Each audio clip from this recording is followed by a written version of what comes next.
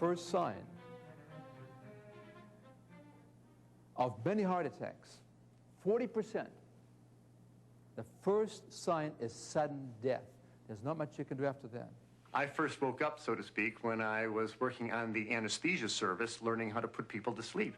And I was seeing my patients for the next day's surgery for coronary artery bypass surgery in order to bypass clogged arteries in their heart.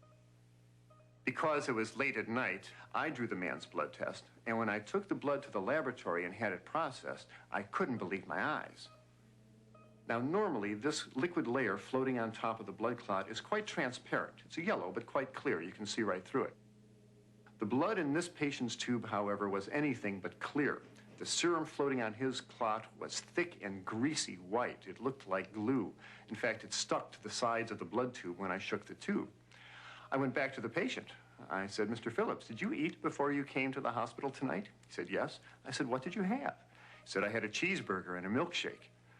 And when he said that, I realized that what I was looking at in his tube was all the fat in the beef burger, all the butter fat in the cheese, and the butter fat in the ice cream and in the milkshake. And all this fat had oozed out into his blood and actually turned his blood fatty. Well, 30, 40, 50 years of keeping your blood very fatty creates changes in the blood vessels that are very dangerous. Over the years, arteries can become clogged with fatty material. Then a blood clot can form, blocking the blood flow completely. If the artery leads to the heart, the lack of oxygen can cause heart muscle to die. That's a heart attack. If the clogged artery leads to the brain, the patient has a stroke. The next morning, we took Mr. Phillips to the operating room, and I put him to sleep, and the surgeon opened up his chest. And from these arteries, he began pulling out yellow, greasy deposits of fatty material called atherosclerosis. See that? Do you want to see this again? This is the #1 disabling disease process in Western society. This is the disease that we export around the world. This is a disease that you could not find in Japan in 1950. Now it's everywhere. This is a disease that you couldn't find 20 years ago in China. Now it's everywhere. Something is happening. This is a disease you couldn't find 100 years ago to any large extent. Now it's everywhere in our society. Atherosclerosis, hardening of the arteries, narrowing of the arteries. It's a progressive disease. It begins when children are born, partly under the influence of the mother's diet while the baby was in utero. When a child is 20 years of age or less, a young adult, you already see 20% narrowing of these important coronary arteries, the vessels to the heart. By the time a person is 50, 60 years of age, you already have 50, 60% narrowing, guaranteed. And by the time a person is 70 years of age, you may only have about 10% of the original diameter still available for blood to flow to your heart. And that's usually, by the time you have 70% narrowing, when people begin to have their first symptom, and that is angina pectoris. Or it can be sudden death. As a matter of fact, in 40% of all the deaths, the first sign of heart disease was sudden death. It's there because the disease was already in the making. And so you have this disease process here. You see here this person only has about 10% left for blood to flow through this vessel here and barely getting enough oxygenated blood to the heart muscle. And when you have this affecting the coronary arteries, you have to worry about a heart attack or angina. When it affects the vessels to the brain, you have to worry about a stroke or cerebral infarction. When it happens to the kidney arteries, you have to worry about hypertension. The ears, hearing loss. People think, I'm hearing less well now because I'm getting older. I'm, after all, 60 years of age.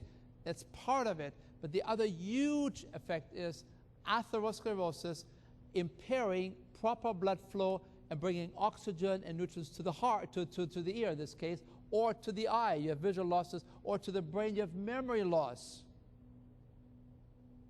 Or you have gangrene afflicting your feet in diabetes. Or impotence is a big issue nowadays. 70% of the impotence in men under 70 years of age is related to circulatory problems affecting the penile arteries.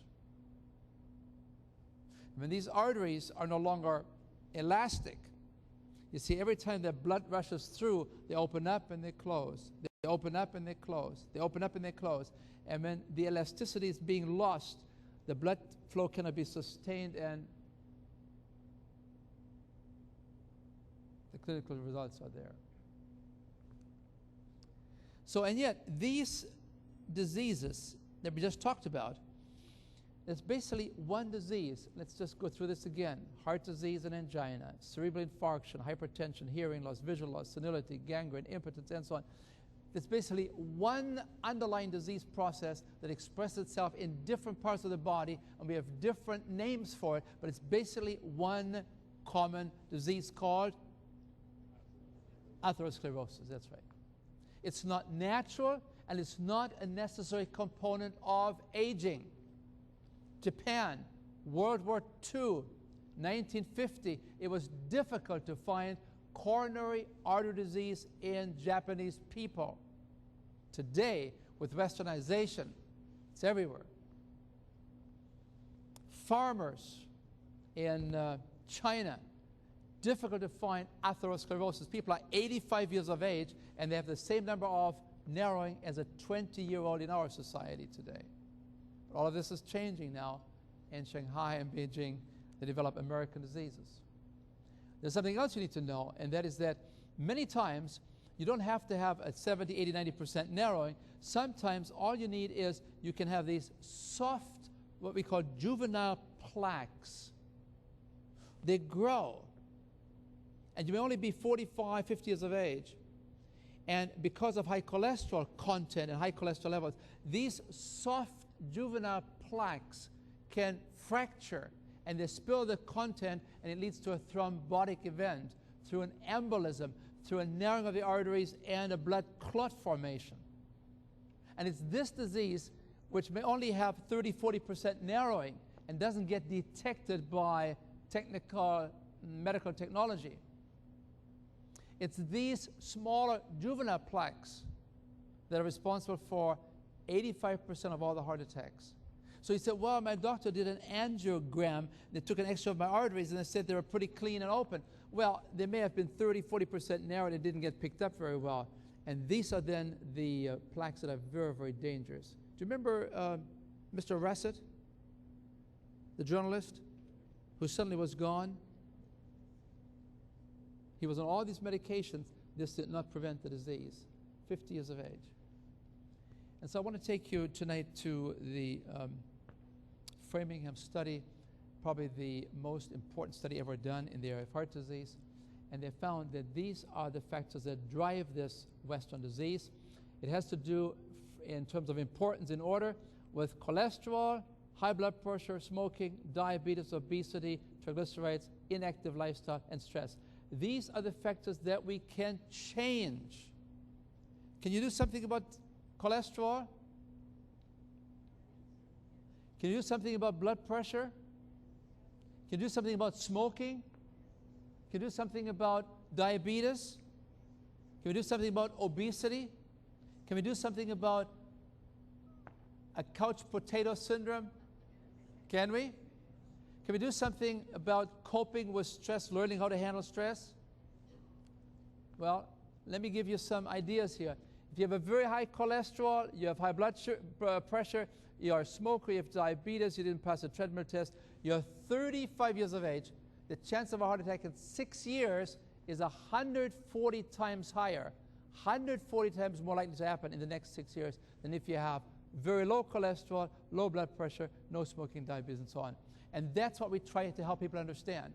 We try to help people to bring these risk factors down, to develop more ideal numbers so that you can dramatically reduce the likelihood of these traumatic events.